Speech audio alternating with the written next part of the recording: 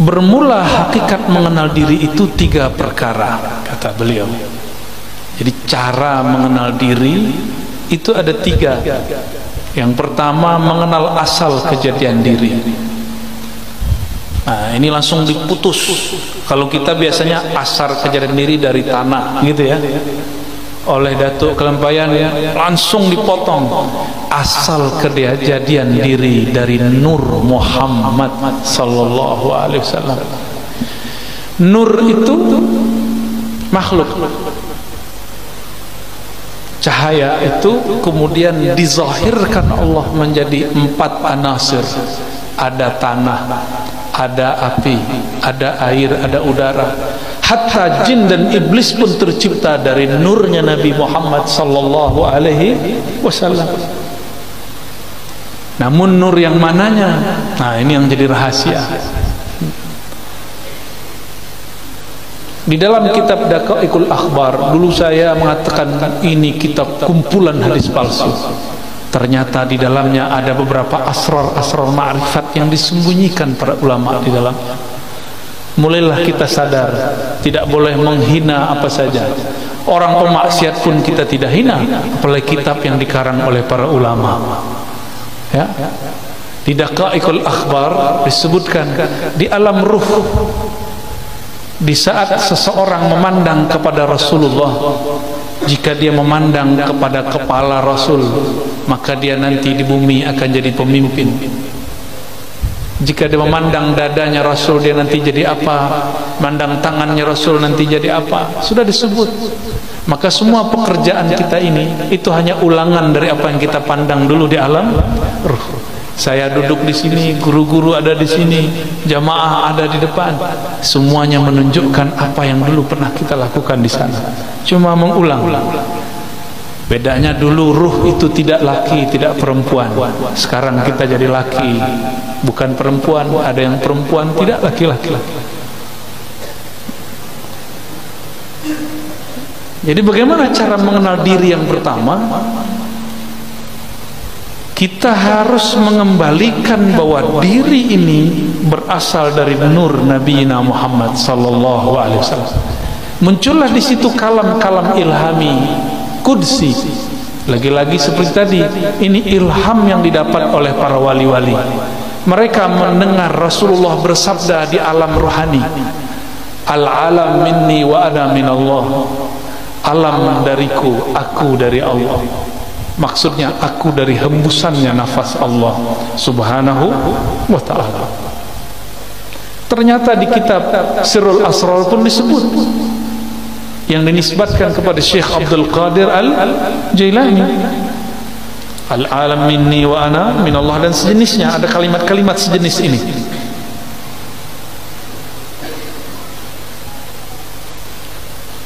Seperti sabda Nabi sallallahu alaihi wasallam. Kedua, menyatakan dirinya dahulu daripada mati.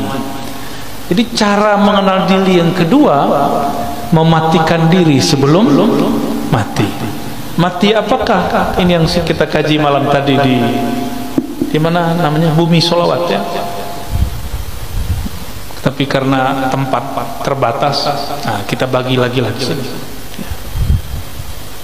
Sebenarnya saya belum pernah membaca kitab ini sebelumnya, kecuali judulnya ya, tapi tadi langsung khatam dalam waktu bersalawat, langsung selesai ya, dengan baca sanad segala macam. Kita tabarukan, minta ijazahan, saya minta izin secara rohani dan secara jasmani ya, jasmaninya tadi siang, rohaninya barusan.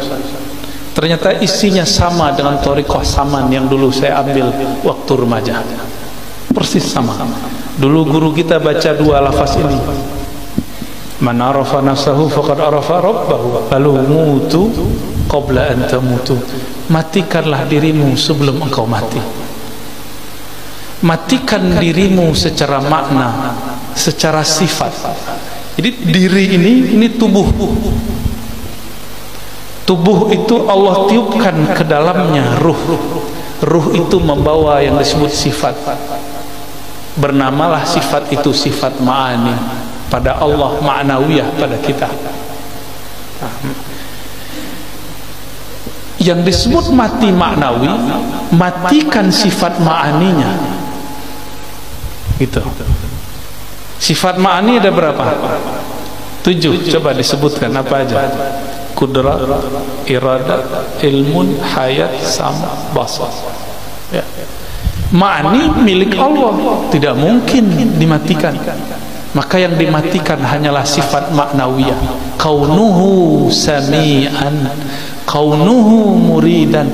Saya punya sama pemberian Allah. Sekarang samanya cukup disimpan sebagai sifat, tapi tidak diaktifkan mendengar.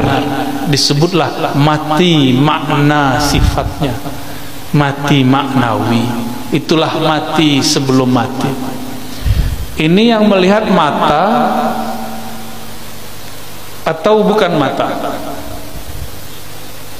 Ini coba lihat. Saya yang datang ke mata bapak saudara, atau matanya yang datang ke saya? Atau bukan dua-duanya? Tapi ada cahaya. Kenapa ada orang coba mata dipejam? Ingat Monas, kelihatan? Berarti ada yang bisa melihat selain mata ini. Coba pejam mata, ingat orang yang dicinta. Sebentar aja Pak. Buka mata, masih kelihatan? Bisa. Jadi semua kita sebenarnya bisa masuk ke dimensi itu, cuma tidak mau melatihnya. Ya, kita bilang halu. Padahal kalau halu, maka ilmu para aulia semuanya halu. Ini ada sok pemberantas halu, yang dia berantas ilmu wali, mana bisa ya, jadi wali dulu baru berhadapan sama wali Allah ya. Kecuali dia wali setan, kita nggak tahu kan. Wali dua aja Pak. Kalau nggak wali Allah, wali setan, wali rahman, wali syaitan, dua aja. Mungkin dia wali setan kali. Masa ilmu wali mau dihabiskan? Kita ulangi. Jadi ruh itu punya sifat dia tidak mungkin dimatikan, tapi sangat mungkin sifat itu dinonaktifkan, diistirahatkan. Contoh sederhana, kalau kita rindu seseorang, kita pandang wajahnya di handphone, disapa oleh orang, jawab nggak terdengar. Karena di saat itu sama kita tidak sami'an. Dia ada samanya tapi tidak sami'an. Nah, kita sering menyebutkan Allah itu sama. Ma'nawiyahnya kaunuhu sami'an. Kaunuhunya dicoret dulu. Itu yang disebut mati maknawi. Kaun, keadaan kita mendengar itu di-cut dulu, dihabiskan dulu, sehingga tidak lagi ia mendengar. Bukan berarti sifat samanya hilang, gitu ya. Kenapa kita tidak bisa mendengar yang jauh? Karena keberisikan di sini. Sama sifat mendengar yang ada pada ruh, dia tidak ada ruang, tiada waktu. Kenapa tidak bisa menembus? Karena terhalang oleh pendengaran. Nah, pendengaran ini, pandangan yang ini, lisan yang ini, kudrat iradat yang ini yang harus dilebur dulu. Itulah mutu, matikanlah maknawiyahmu sebelum engkau betul-betul mati secara tabi'i ataupun hissi. Itu maknanya ya, mutu qablaan tamutu. Ini boleh disebut dengan ruknut thariq, rukun thariqah nomor 2 itu.